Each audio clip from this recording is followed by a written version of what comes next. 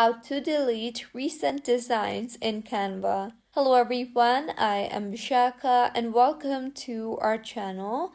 Now let's get right into the tutorial.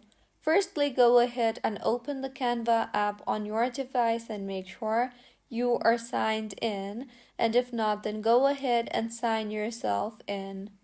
Further, tap on the three lines on the top left of your screen, and under the Recent Designs tab, you will see all your recent designs. Simply tap on the three dots beside the design you want to delete. You will then see the option for Move to Trash. Tap on that, and with this, the design will be moved to trash.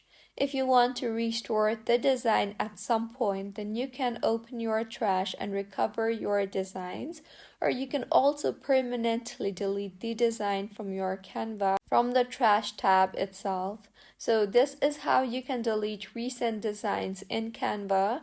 If you find this tutorial helpful, please like the video and do comment if you have any queries. Also, do subscribe to our channel for more helpful tutorials like this. See you on the next one.